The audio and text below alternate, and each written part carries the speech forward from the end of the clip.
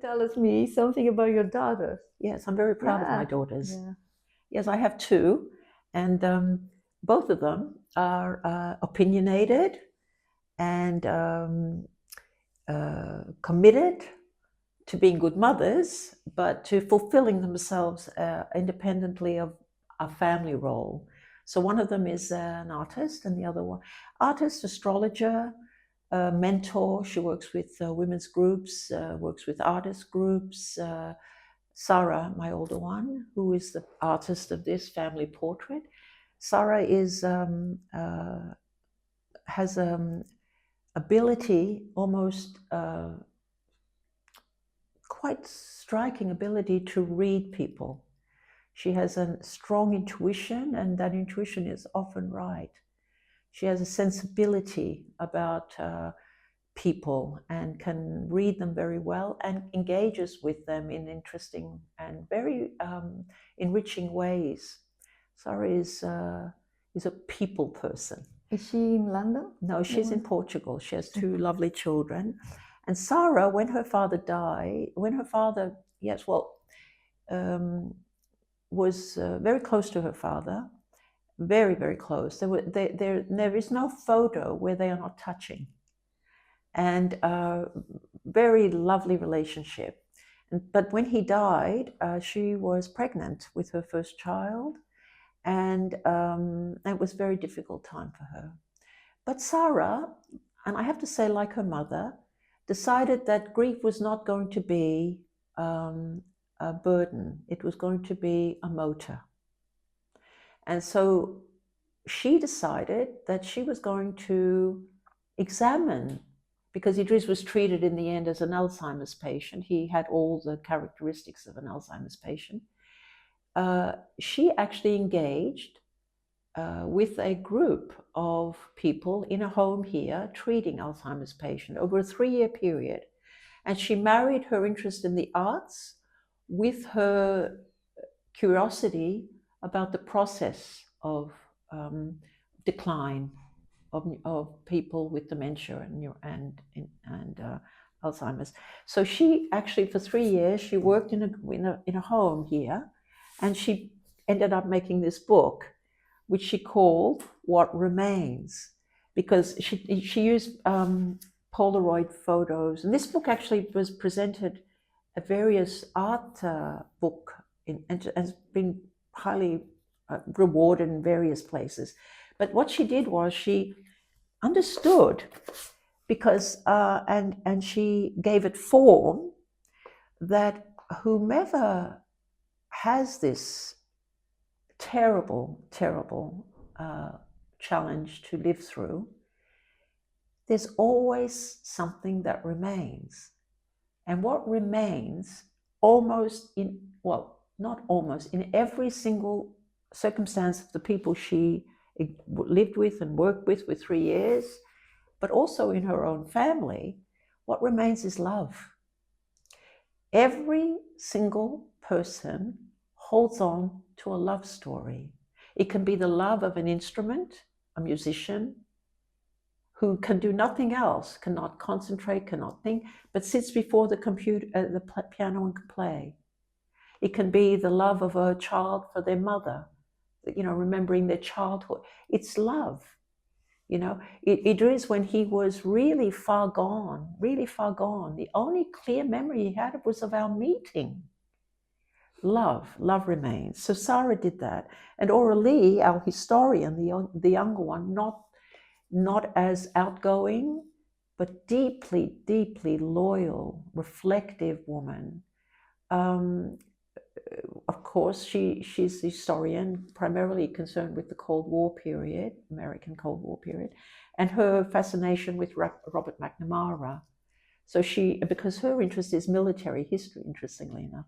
So she wrote her book too. I mean, every member in our family has written a book, but this one, I Made Mistakes, and she examines a complete new perspective on McNamara's period as defense minister. And since then, she's become very, very close with McNamara's son, Craig, who's a walnut farmer. She too did this for her father. And what is the title of the book? I made mistakes. It's a phrase from from the speech he gave in Montreal. I made mistakes, but not the ones people say I did. And so I actually edited this book for her, although officially it was the people at the Cambridge University Press. But we worked together quite well too. So, but she too took from her father's illness a wish to do something, not to, to be something. And so she dedicated this book to her father. Aurelie and her father had more of a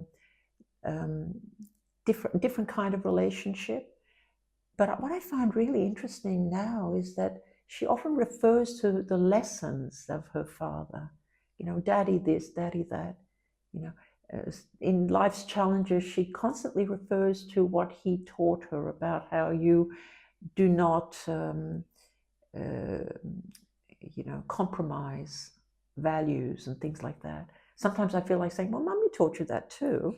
But it's, they're both they took from the grief and they transformed it. And they've used it to be better than they were before, rather than to succumb to the darkness. They've gone to the light, So I'm very proud of both of them. Very, very proud of my daughters. As you should. You said everyone in your family has written at least a book, but your husband, you just showed me a collection of volumes. But he also wrote, and I edited the book in Albania after he died. I had it republished.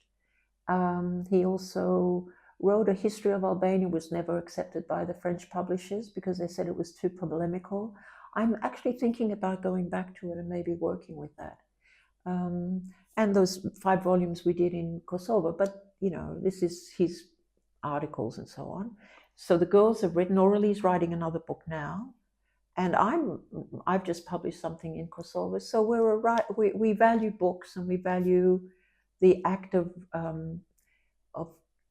documenting, of putting things down, protecting things. Also, your book is about what? Can you tell me just a little bit?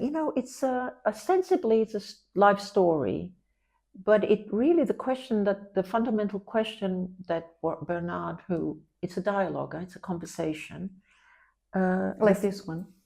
Like this one, exactly. We recorded conversations like this, and then we drew from it, and then I would take the core of it, and then I would spend maybe 2 or 3 weeks examining that more deeply and then move on. But it's fundamentally a story of, the main question that Bernard asked was, why did you choose to be Albanian? Why didn't you choose to be something else? You could have been Australian, you could have been Canadian, And the answer is takes a whole book to explain. But I say that I fundamentally talk about the journey to realizing that without that identity, I am less, and that I find strength and purpose in my identity as an Albanian woman, but that there are many ways to be an Albanian woman, and that you can decide that for yourself. You have to decide that for yourself, and you have to stand by it, even in the face of the contradictions and the conflicts that may create. That if you don't want, I remember being here at this table, there was the ambassador of Albania, a woman who was a member of the board of our small foundation, and other members of the board who were here. And the lady the woman said, "Oh, but it was so much better. Do you remember when you could come home and there was all, we came in and out of our homes and during the day." And I said, "That's because the woman had to stay home all day." I said, "There was a price to pay for that. I'm not so sure it was so much better." So she was a bit surprised, but that's the reality. So how we define our Albanianness, how we give form to that, and how we can uphold that is a personal decision, and we don't have to listen to what people tell us is a good Albanian woman. There are many ways to be a good Albanian woman. So the book is an examination of accepting that this is not only a condition, it's a choice. And that, so it covers, but at the same time, it covers the movement of Kosovo into, you know, the light, and Albania too, because we were so involved in all those democratic movements and so on. So I think it looks at how my life intersects with history. That's, I think, basically it. Perhaps Bernard can be more articulate about it. Thank you very much. I think for me, it's maybe it's time to close, but you want to add anything? I mean, I thought this was a really nice way of wrapping up. I want to say, first of all, what a pleasure it's been to meet you. And please put that in this reel, that you are a phenomenon and you are worthy of the highest respect. I am intimidated by the things you've been able to do. And for a community that basically, why would you care? But you care. And not only do you care, because everybody cares, but you do something about it. So I'm very proud that you've asked me to be part of this project. I'm grateful to you for that. I hope that, I think I've said what I have to say, but I think, can I just say one last thing about women? I think that, we are the motor. We are always the motor for change. And we should accept that as a challenge and not as a threat. We should not be stifled. We should raise our voices, speak our minds, and take our place in the agora. And I think you're helping women do that. So I think it's wonderful. Well, I couldn't agree more with you. And I thank you very much for your time and everything you said. Well, thank you.